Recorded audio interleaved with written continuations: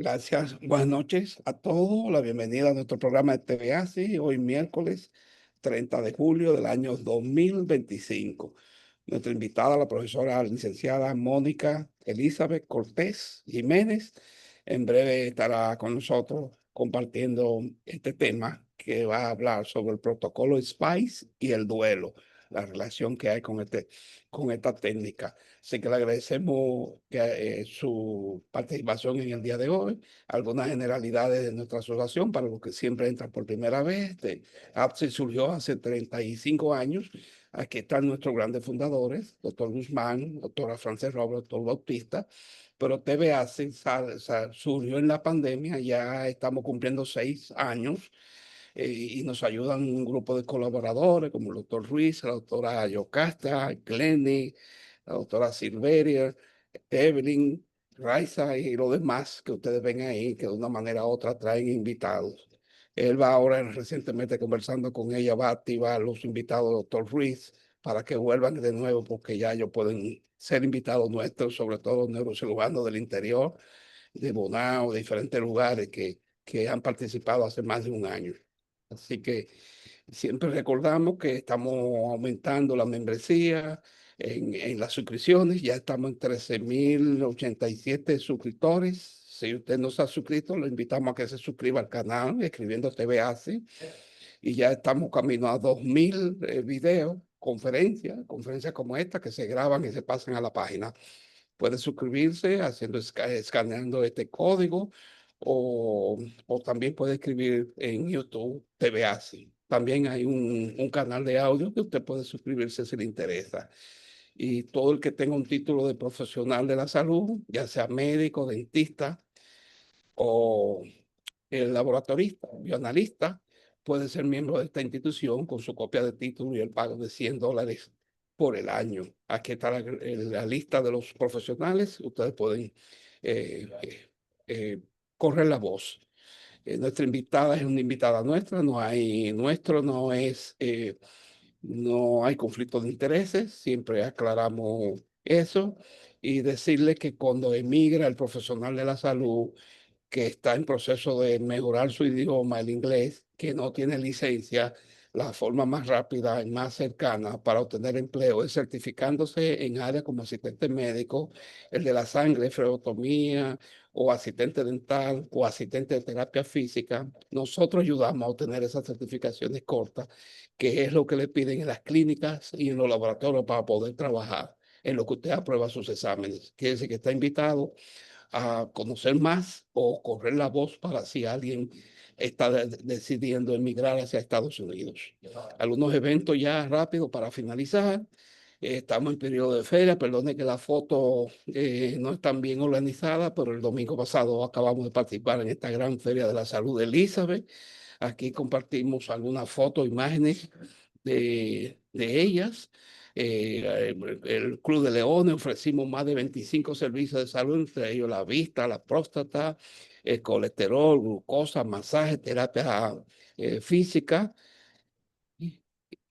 y entre otras, al igual que conferencias médicas en el área de la nutrición, consejería psicológica. Le agradecemos a todos los voluntarios, a todos los auspiciadores y sobre todo a la Junta de Educación de Elizabeth que nos ayudó con el transporte, trasladando los profesionales de la salud desde el Alto Manhattan hacia la ciudad de Elizabeth.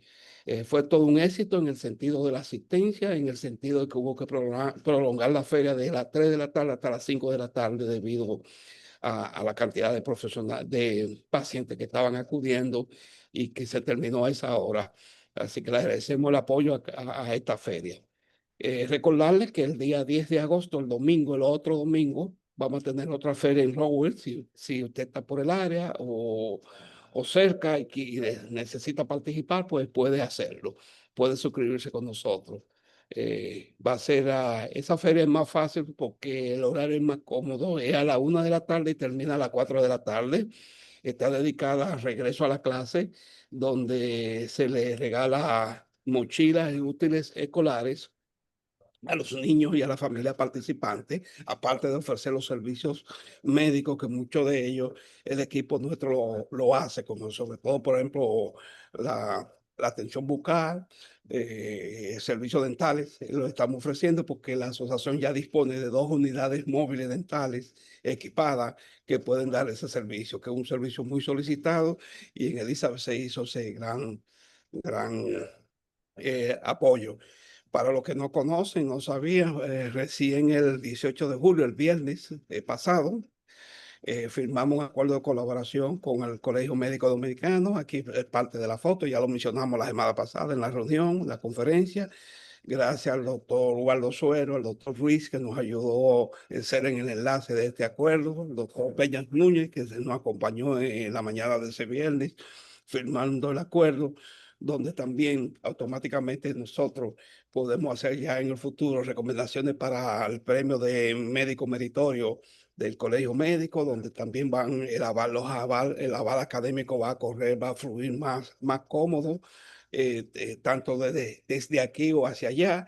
Como ustedes saben, el ASI muchas veces hace evento allá y también hace evento aquí, y el Colegio Médico es parte de esa historia, entre otras cosas más. Así que le agradecemos al Colegio Médico y al doctor Ruiz. Ya finalizando, presentamos nuestra invitada en el día de hoy, licenciada Mónica Cortés. Ella tiene una experiencia clínica de más de 30 años, nacida en el Ecuador, pero emigró hacia la República Dominicana desde la década del 90, 1990. Tiene una licenciatura en psicología clínica, tiene una maestría en terapia familiar, también tiene una maestría en sexualidad humana y de pareja, y ha hecho una combinación muy interesante de lo que es la técnica, también la técnica de salud pública, lingüística y arte.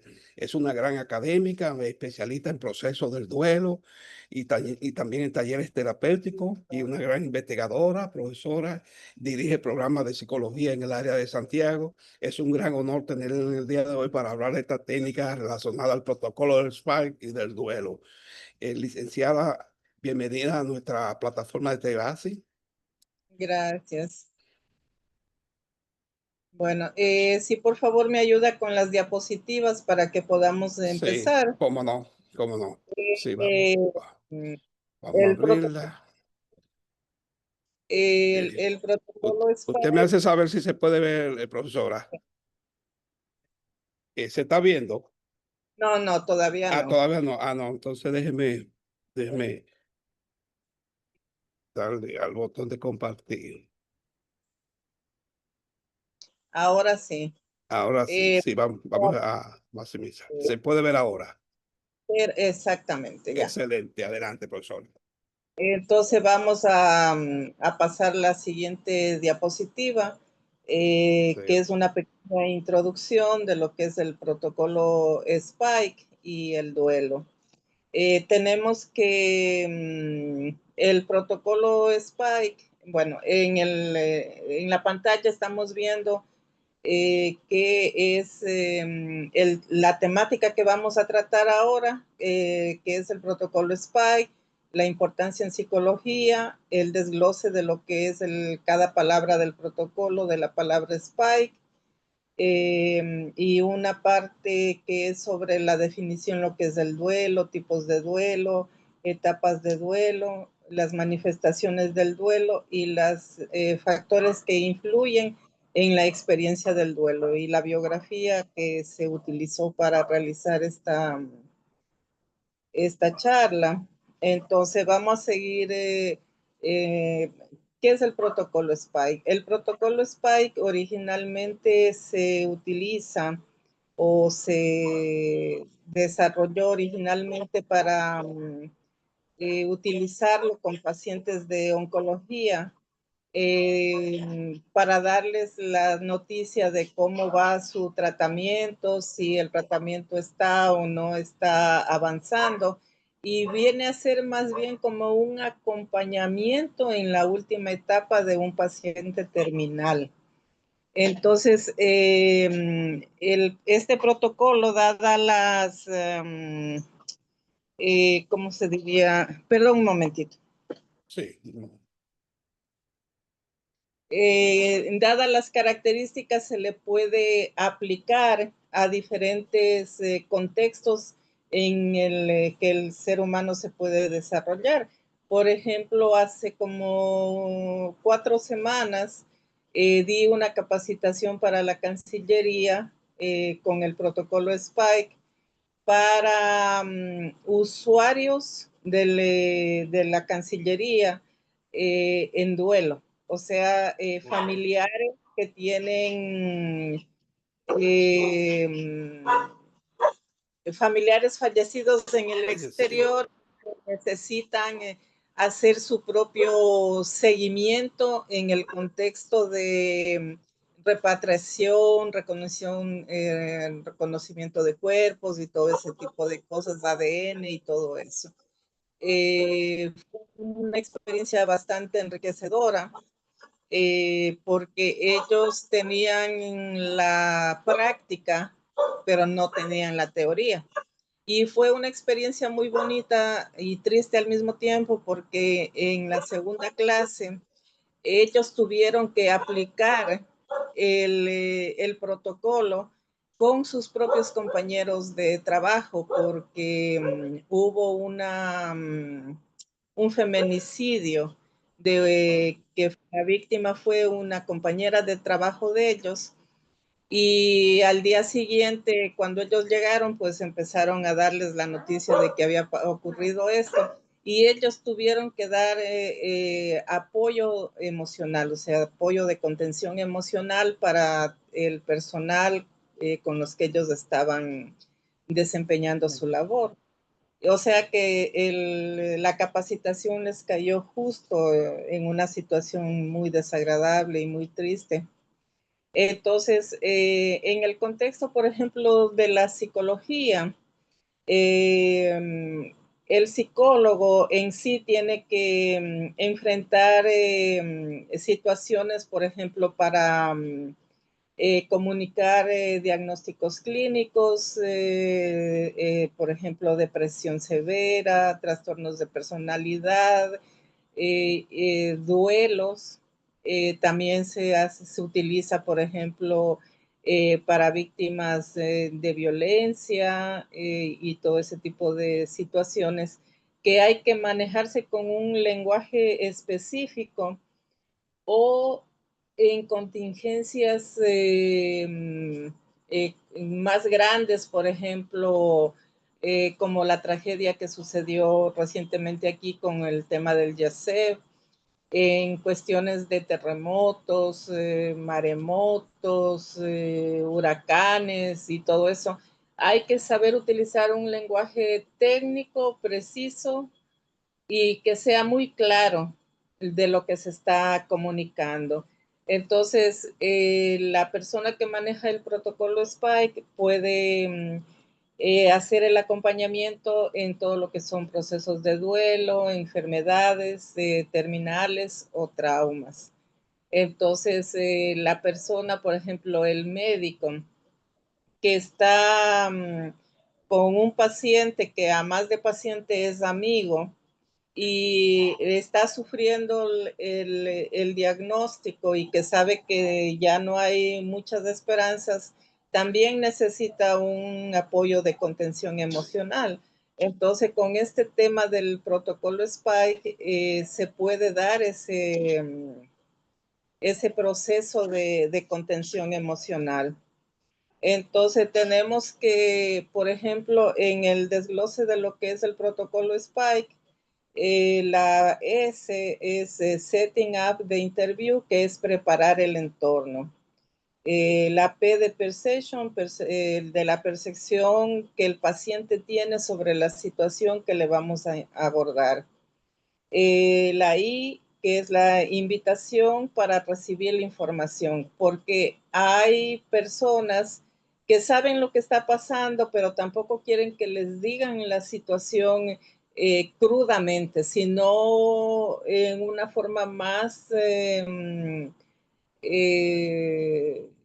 como más, en un lenguaje simple, sin rodeos, ni tecnicismos, ni nada de eso. La K de conocimiento es como comunicar la información que posee.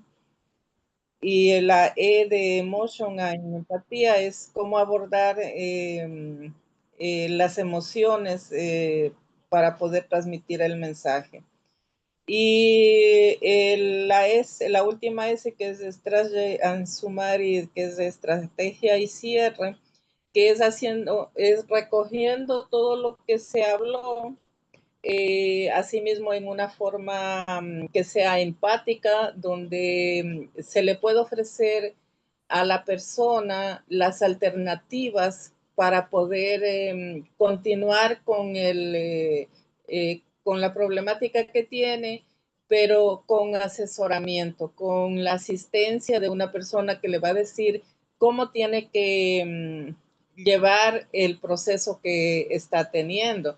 Porque, por ejemplo, en los casos que hay que hacer trámites, buscar fondos, canalizar situaciones de ayudas y todo ese tipo de cosas, pues la persona no está en que, sí, tengo un familiar que se me está muriendo o se me murió alguien. Uno se pone en automático y no tiene la capacidad de decidir o la capacidad de abordar el tema con mayor diligencia. Entonces, el facultativo, sea médico, enfermera, psicólogo, inclusive el trabajador social que está entrenado con esta técnica, puede dar asistencia de lo que es todo lo que son papeleríos, trámites a la persona que necesita esa asistencia. Entonces tenemos que la palabra setting, que es preparar el entorno, hay que elegir un sitio que sea privado, tranquilo, seguro, que no esté interrumpiendo el celular, porque siempre en estos casos el celular se pone a millón. Y entonces eso, cuando se va a hablar del tema, hay que tratar de que la persona deje el celular con un acompañante y preguntarle si necesita de la compañía de alguien, de la familia o de un amigo para que le pueda ayudar, porque dice, no, es que yo no entiendo lo que me está diciendo, ¿qué es lo que usted me quiere decir? Entonces, lo importante de este tema de protocolo es que tenemos que tener el contacto visual porque interviene en el tipo de información que vamos a dar. Está un tipo de lenguaje que es, como decía, sencillo en la parte técnica, pero también hay un lenguaje no verbal donde yo tengo que ser coherente entre la situación que yo estoy manifestando y mi cuerpo, mi expresión facial, cómo estoy colocando mis brazos y todo eso debe tener una característica relajada para poder dar esa información que yo estoy tratando de comunicarme.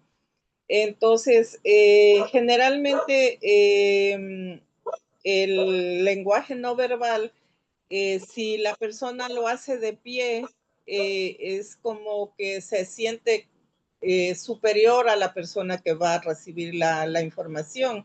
Entonces, siempre hay que colocarse en una disposición que uno quede a la misma altura y que no se fuerce lo que es el contacto visual con la persona y que en ningún momento se sienta amenazado. Entonces,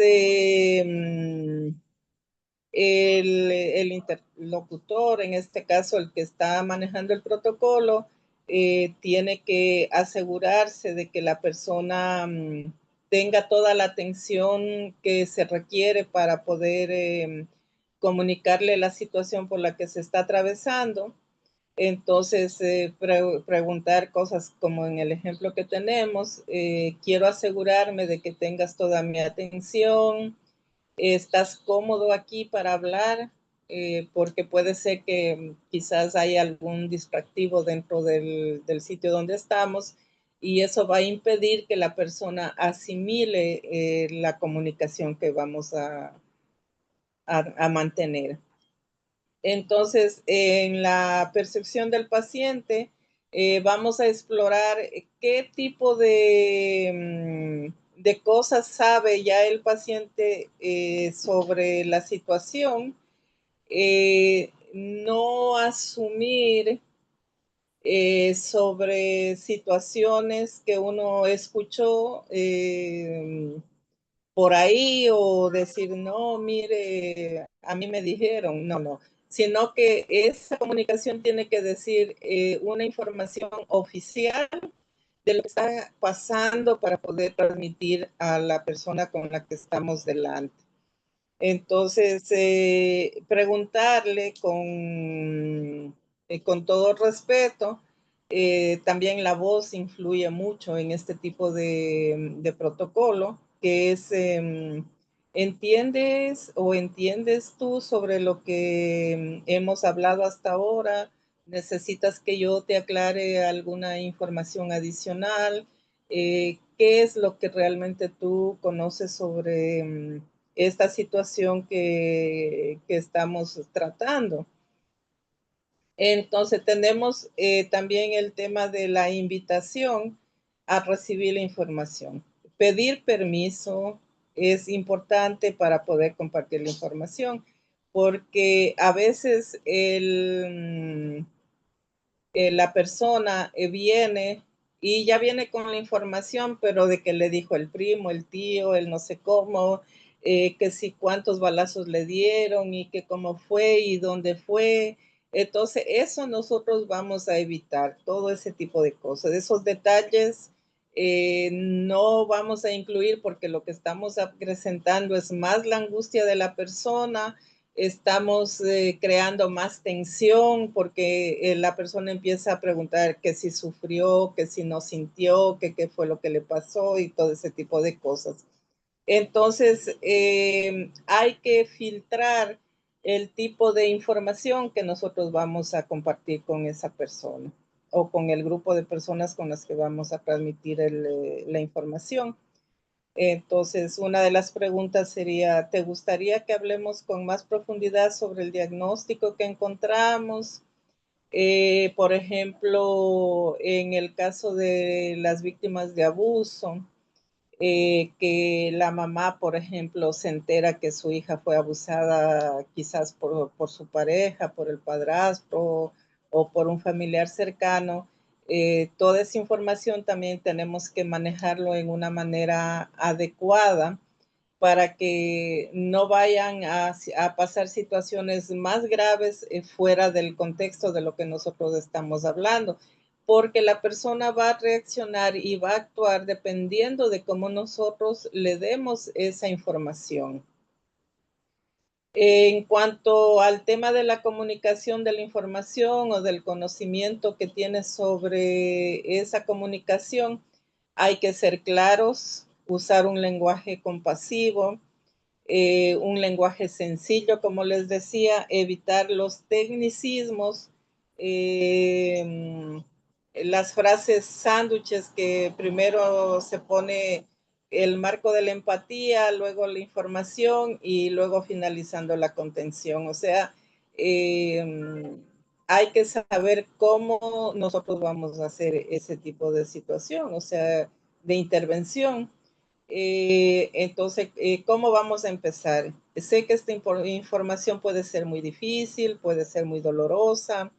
Los resultados de la investigación o de los análisis, de lo que sea que el tema que estemos tratando, indica que estos síntomas o las características en que la persona tuvo el desenlace eh, fueron tales y tales. En este caso, aquí en el ejemplo hemos puesto, está mostrando síntomas consistentes con un trastorno depresivo mayor, porque también, ¿cómo uno le va a dar al familiar en el contexto de salud mental la noticia de que el familiar necesita medicación o que necesita internamiento, de eso va a depender también cómo nosotros vamos a, o sea, cómo el familiar va a reaccionar frente a esa información que nosotros le estamos dando. O sea, por eso es que tenemos que usar ese lenguaje que sea muy sencillo para que no haya malinterpretaciones o que el paciente, el familiar vaya a pensar que lo que uno quiere es tal vez aprovecharse de la situación por la que están pasando.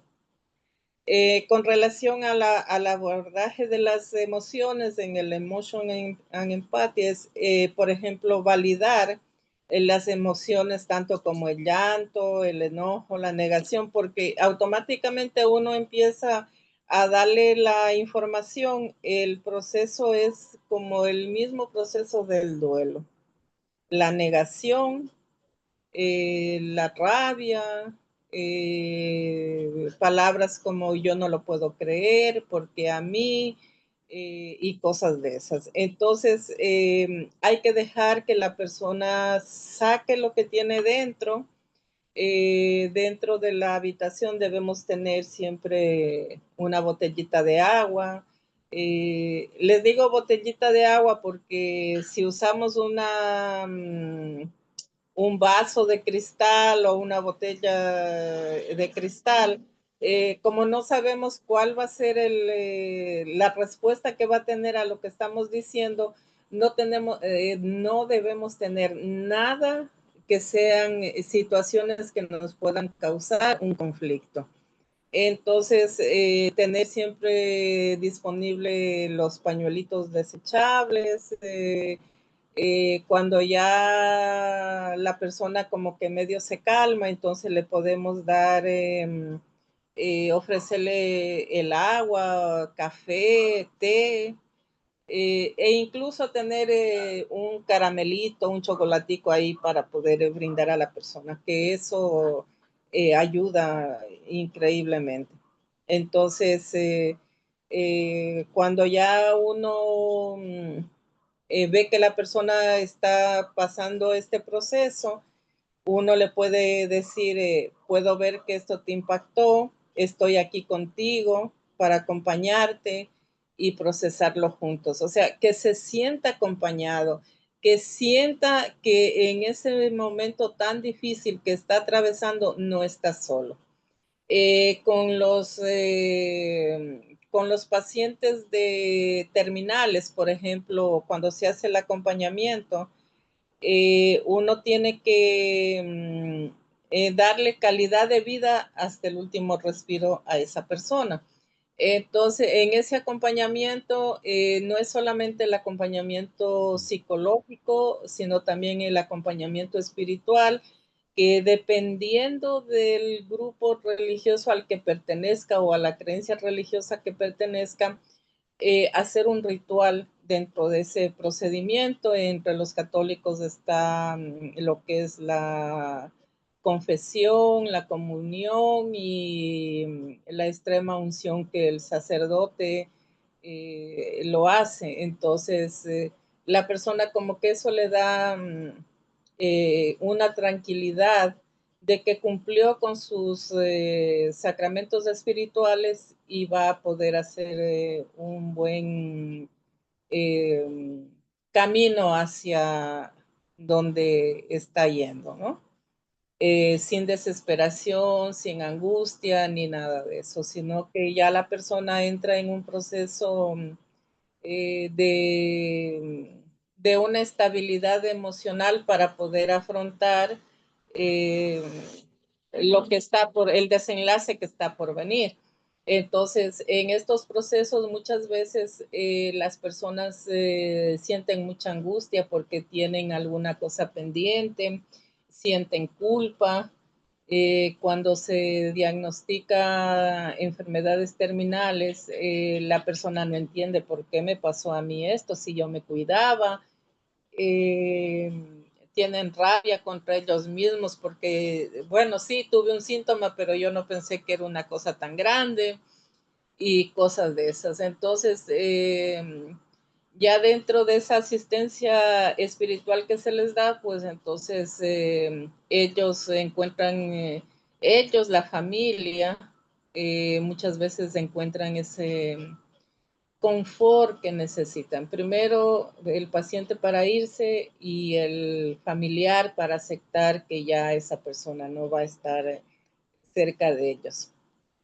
Entonces tenemos la estrategia del cierre de la última palabra del Spike, de la S, que es la estrategia y el resumen de todo lo que se ha estado hablando. Entonces, aquí, como les decía al principio, en una de las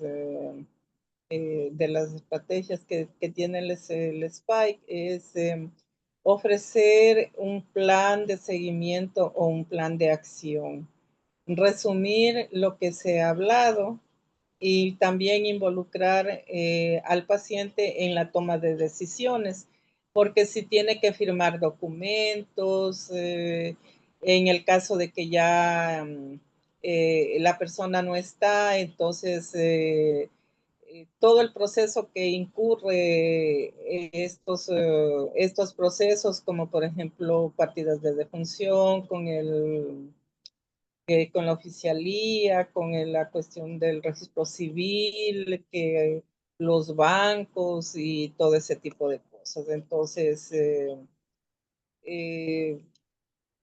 indicarle que conocemos cómo es en el contexto de los trámites y todo eso. Entonces, ¿qué es lo que le gustaría seguir? Si tiene una persona que le pueda ayudar o si prefiere que nosotros mismos le ayudemos. Entonces, ya ahí podemos empezar lo que es un plan terapéutico un terapéutico de acción de lo que esa persona va a necesitar. Entonces, ahora vamos a hablar un poquito sobre el duelo. El duelo es un proceso de adaptación emocional y psicológica frente a la muerte significativa de una persona y de una persona que esté cercana a nosotras, y dependiendo de cómo nos afecta la noticia de la muerte de una persona, o sea por accidente, sea por eh, sea de avión, de vehículo, de motor, o sea, el impacto siempre va a ser dependiendo de cómo el ser querido tuvo el desenlace. Entonces, esa experiencia va a depender también de cómo yo me llevaba con esa persona, cómo culturalmente yo voy a reaccionar frente a esa pérdida que yo estoy teniendo. Entonces, no hay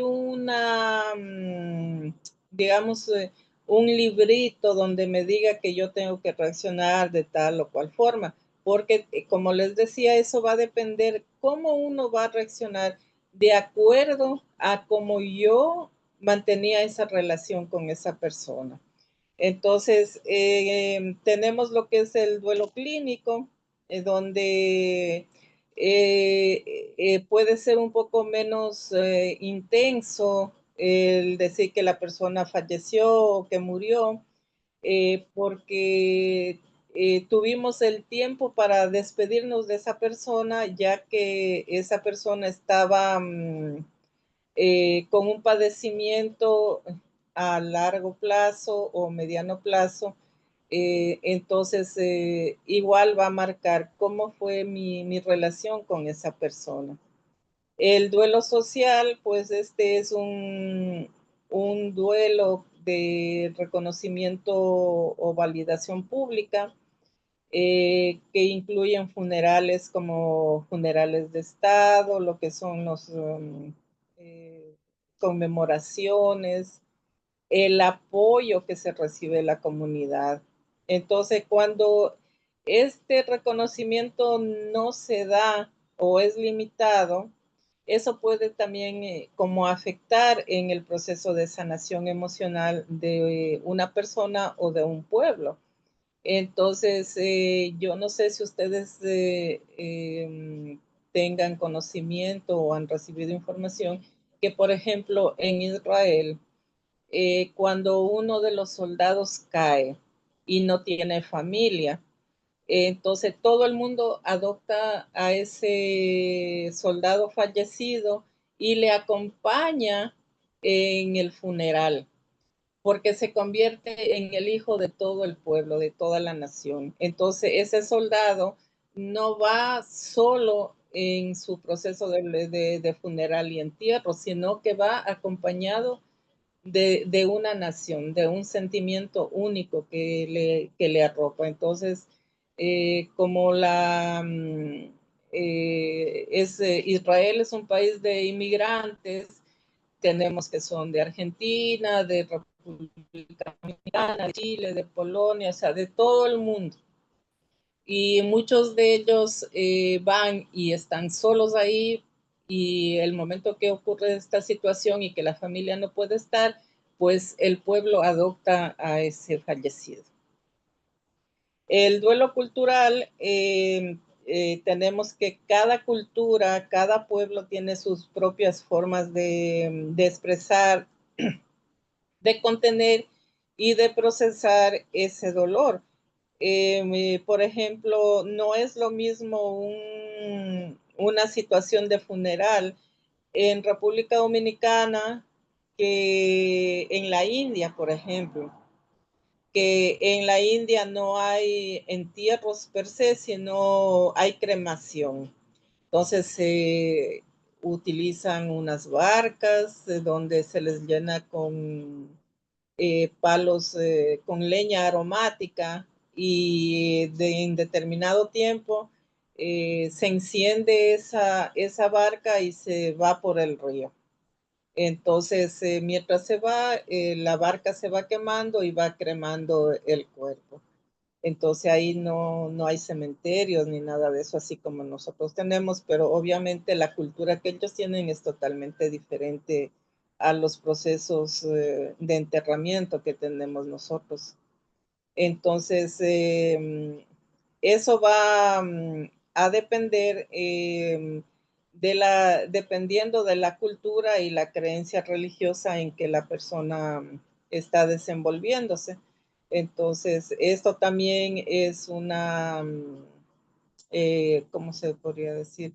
Hay que tener esa empatía, porque antes, por ejemplo, nosotros usábamos mucho lo que eran las plañideras, que se contrataban mujeres que iban y lloraban en los funerales diciendo que ay, que el muerto que tan bueno, pero tan querido y tan esto, y resaltaban las virtudes del fallecido. Entonces, tenemos los tipos de duelo. Hay el duelo normal y el duelo anticipado. En el duelo normal es el duelo que es un proceso que está esperando tras una pérdida. Esto incluye lo que es tristeza, añoranza, síntomas que disminuyen con el tiempo y permanecen en la adaptación. El duelo anticipado se produce cuando esa pérdida se produce antes de que ocurra, sea por enfermedad, por desaparición prolongada. Entonces, eso puede facilitar a la complicación en lo que es el proceso del duelo, porque al no tener un cuerpo, en el caso de una desaparición, no hay una tumba donde llorar, no hay un cuerpo al que despedir. Entonces, el proceso de asimilación es mucho más fuerte, porque ese apego se vuelve más, digamos, entra en un proceso patológico, porque siempre la persona o la familia va a estar esperando a que esa persona vuelva, porque oficialmente no hemos tenido el cuerpo de esta persona. Entonces, eso no nos ayuda en este proceso de lo que es el duelo. El duelo complicado, esto ocurre cuando la persona no logra adaptarse a esa pérdida y empieza a tener síntomas de depresión, como por ejemplo no quiere bañarse, no quiere salir de la cama, no quiere alimentarse y necesita asistencia para su vida diaria.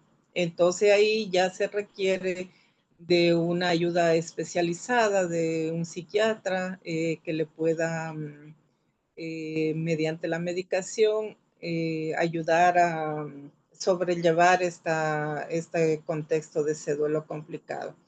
Luego tenemos otro tipo de duelo que no es autorizado, que no se puede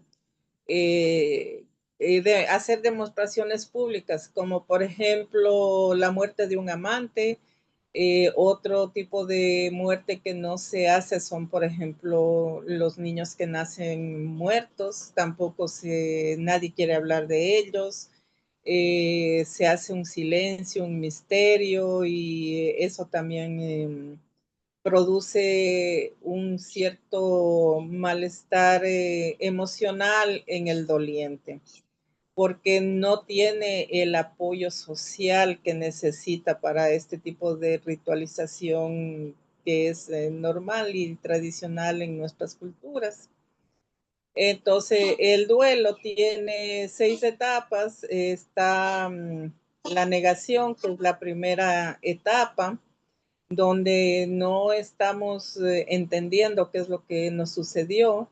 Luego viene un proceso de ira, donde queremos culpar a situaciones que son externas a la muerte de la persona que se fue y a nosotros mismos. O sea, ¿por qué no le ocurrió eso a otra persona y me ocurrió a mí, por ejemplo? Puede ser, o por qué yo no me fui en vez de él. Tenemos la negociación. Bueno, aquí ya la persona empieza como a bajar la intensidad de ese sentimiento emocional que le está abrumando y de alguna manera empieza a asimilar lo que está pasando.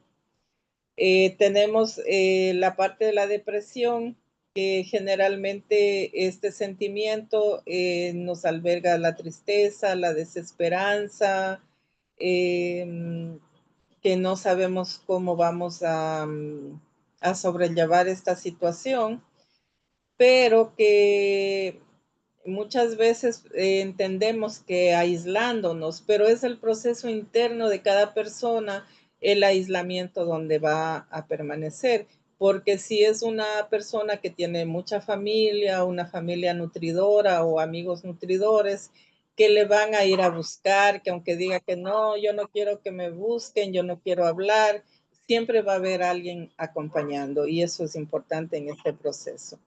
Y ya en la quinta etapa empezamos en una etapa de aceptación, donde ya la persona va asimilando y comprendiendo el proceso que está pasando y eso le va a ayudar como a que ese proceso de muerte, de abandono, puede ser un proceso natural que todos tenemos que pasar por esa situación. En cuanto a las etapas del duelo, tenemos 4 etapas. En la primera es aceptar la realidad de la pérdida, donde vamos a asumir todos los procesos que hemos visto anteriormente de las etapas del duelo. En la tarea 2 es trabajar las emociones y el dolor de la pérdida. En la tarea 3 es adaptarse a un medio en el que el fallecido está ausente. Y en la tarea 4 es recolocar emocionalmente al fallecido y continuar viviendo. Cuando nosotros hacemos este tipo de proceso donde nosotros vamos a realizar estas tareas, este proceso. Entonces vamos a empezar con lo que es la aceptación, lo que es la realidad de la pérdida, trabajar con las emociones y el dolor de la pérdida. La readaptación, que es al nuevo mundo o ambiente en el que nos tenemos que empezar a desenvolver sin la persona fallecida. En terapia de familia hay muchas personas que llegan con procesos de duelos no resueltos, donde el muerto todavía sigue decidiendo, porque cuando se va a tomar una decisión importante, los dolientes siempre dicen, no, porque si papá, si mamá, el abuelo estuvieran aquí o si fulano estuviera aquí, él hubiera decidido eso. Entonces, como él hubiera decidido eso, nosotros tenemos que decidir lo que él hubiera decidido si estuviera vivo. Entonces, continuar con la vida, pues es aprender a convivir con ese dolor de la pérdida y seguir hacia adelante, donde yo voy a vivir con mis recuerdos, que voy a tener mis días bajos, mis días altos, mis buenos recuerdos, mis malos recuerdos, y que estoy aquí y tengo que continuar. Ese sería, digamos, el proceso de las tareas del duelo. Entonces, en la tarea de aceptar la realidad de la pérdida, es el momento del shock, la negación, sea por muerte, enfermedad, divorcio, pérdida de un trabajo, la amputación, el diagnóstico de alguna situación, o sea, todo eso entra dentro de este proceso de lo que es la pérdida. Entonces, el shock no es más que una respuesta normal ante un dolor impactante y abrumador. La negación es una sensación de aturdimiento, de pánico, donde el aturdimiento es como una anestesia emocional, donde yo me voy a proteger hasta que pueda integrar todo lo que yo estoy pasando con relación a esta cuestión de la pérdida. La negación, cuando ocurren las muertes inesperadas, empezamos en ese proceso de desesperación, de donde gritamos que no, no puedo creerlo, no es cierto que él o ella hayan muerto. Dios mío, dime que no es verdad, esto es una pesadilla, no puedo sentir nada. Yo me enojé y no le volví a hablar. O sea, todas esas cosas empiezan en esta parte. En la tarea 2 entramos en una cuestión de protesta donde debemos trabajar las emociones y el dolor de la pérdida. Es donde vamos a buscar respuestas espirituales, cuestionamos a Dios, creemos que tal vez de alguna forma podemos revivir a esa persona que ya no está. Entonces nos genera angustia. Entonces aquí nos volvemos a cuestionar porque a mí, si yo le hubiera dicho, no debí dejar que saliera molesto conmigo.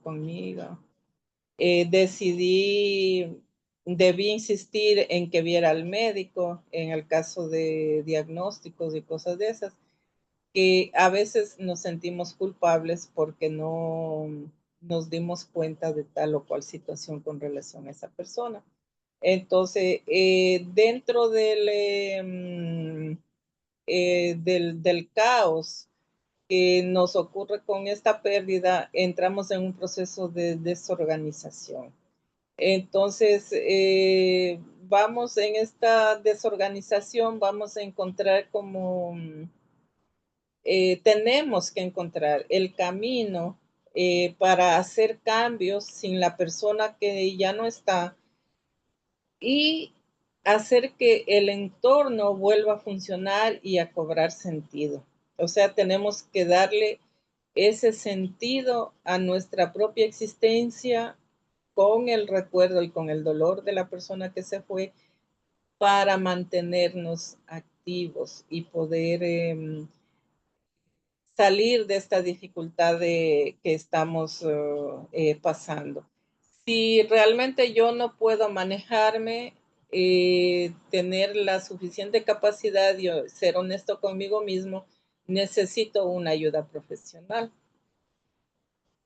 Hay personas que esa ayuda no profesional que se busca puede ser un amigo, una madre, un padre, un tío, alguien con el que yo me siento en confianza y que esa persona esté más fuerte emocionalmente que yo para que me pueda dar esa contención y me ayude a salir de esta situación en la que yo me encuentro.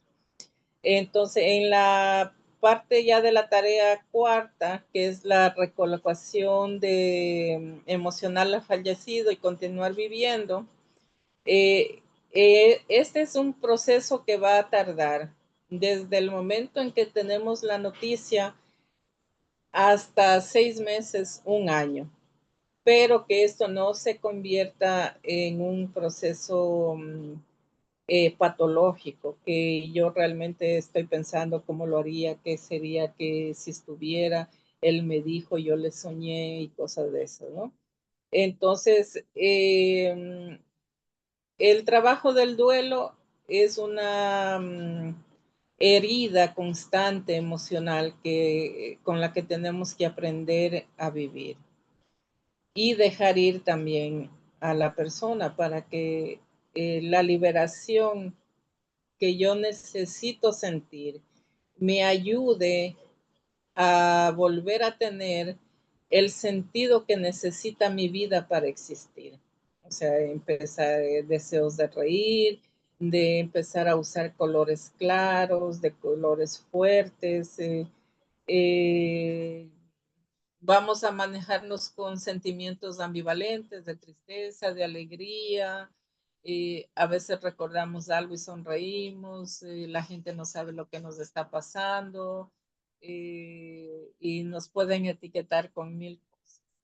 Pero lo importante es volver a la vida, aceptar la pérdida, hacer las paces es siempre una elección personal. O sea, mi paz interior, eso no tiene negocio con nada ni con nadie.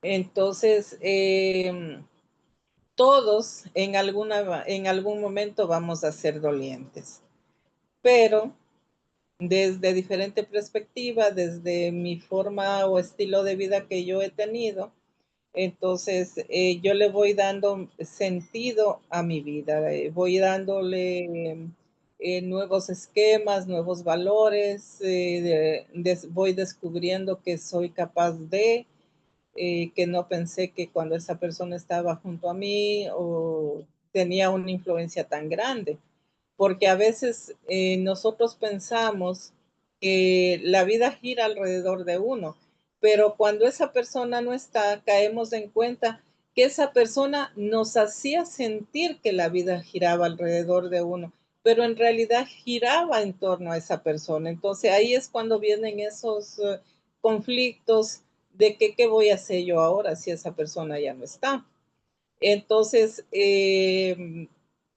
todos estos son procesos emocionales que debemos canalizar de alguna forma para poder volver a la vida, como dice el propio esquema que hemos estructurado. Entonces, cuando ya empezamos con ese camino y empezamos a reorganizarnos, quizás las personas que estaban antes no van a estar y volvemos a hacer como una búsqueda silenciosa de nuevas actividades, de nuevas gentes, de nuevas personas alrededor nuestro que silenciosamente nos van ayudando porque no a todo el mundo le vamos a estar comentando, porque mira que yo tuve tal persona que falleció y que esto, no, sino que nos vamos integrando ya en actividades nuevas que nos ayudan a salir hacia adelante. Este autor, R. Grollman, él nos habla sobre el duelo, que no es un desorden ni una enfermedad, es una señal, dice, no es un desorden, una enfermedad, una señal de debilidad, es una necesidad emocional, física y espiritual. El precio que se paga por amar.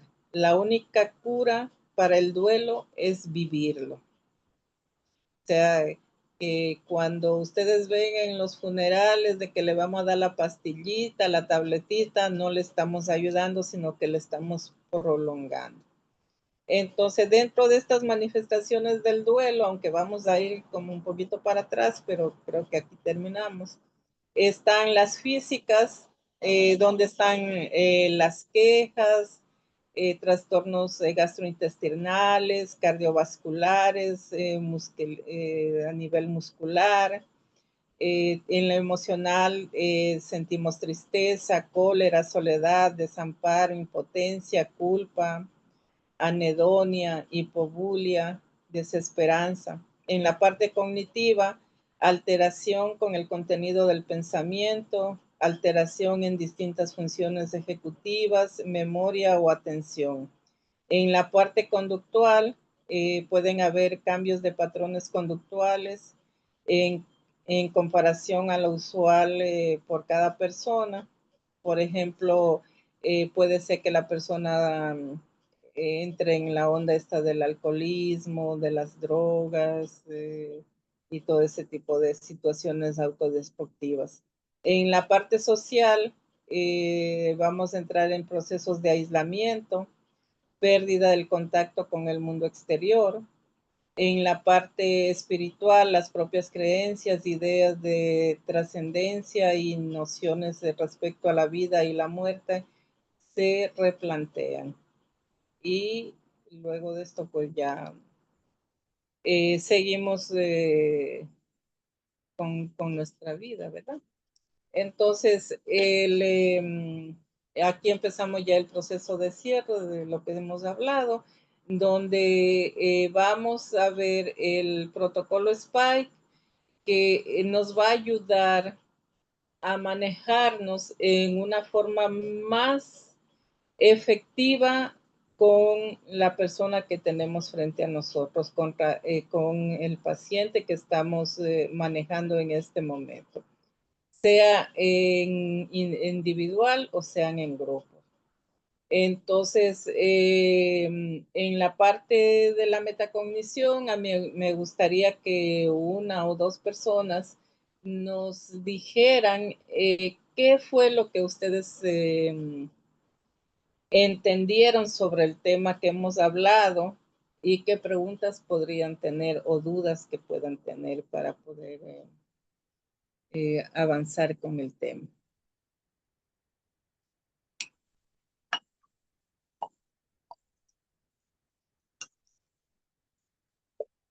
El doctor José Antonio tiene su manita levantada.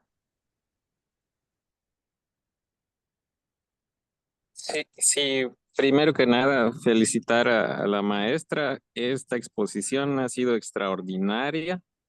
Es un tema pues complejo, un poco pues que se evita en muchas ocasiones desafortunadamente, pero que es muy importante para todos nosotros como profesionales tener los conocimientos básicos y en general yo le recomendaría a todas las personas que se interesen en conocer tanto lo que es el duelo, los principios básicos, las intervenciones. Es muy importante para todos nosotros, independientemente de la categoría que tenga uno. Es sumamente valioso toda la información que nos aportó. Yo tengo, pues, afortunadamente pude cursar con pues, unos estudios acerca de tanatología y pues pude repasar varios conceptos importantes en este tema que nos dio tan magistralmente, ¿no? Y una de las cosas que pues quisiera pues recordar o repasar, pues como usted mencionó muy bien, es que cada persona vive el duelo de una forma diferente. incluso en una misma familia que sufre una pérdida, diferentes integrantes de la familia pueden afrontar la pérdida y vivir el duelo de una forma independiente cada una, de una forma diferente, ¿no? Y por eso es importante que cada uno se le respete, se integre y si es posible que puedan compartir y tener mucha comunicación entre sí, sobre todo en esos momentos tan difíciles, ¿no? Que pues cada uno de los integrantes incluso pueden estar atravesando diferentes etapas del duelo ante una situación pues de pérdida significativa, ¿no? Y otra cosa Exacto. que quisiera también pues mencionar, que por ejemplo nosotros como médicos constantemente estamos atendiendo o enfrentando pues que los pacientes viven situaciones de duelo de diferentes características. Por ejemplo, el simple hecho de que pierda su salud con un diagnóstico de diabetes o de hipertensión o cualquier otra patología, por ejemplo, alguna crónica, pues eso ya les genera una sensación de duelo y ellos inician con un proceso que a veces, que en muchas ocasiones no lo conocen. Y pues quiero felicitar Autodiagnóstico. nuevamente a la maestra. Muy bien, Gracias. gracias, doctor. Doctor, ¿usted conocía sobre el protocolo Spike? Sí, había tenido oportunidad de escucharlo y pues le agradezco que magistralmente nos los haya presentado en tan poco tiempo. Un protocolo tan complejo como que es muy Gracias. importante que todos los tengamos presente. Muchas gracias. Gracias a usted. Muy bien. Sí. ¿Alguien más? ¿Alguna pregunta, comentario para la profesora?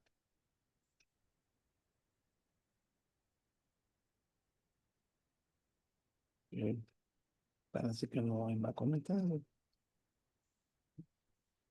Sí, a la doctora Yocasta. Adelante, doctora.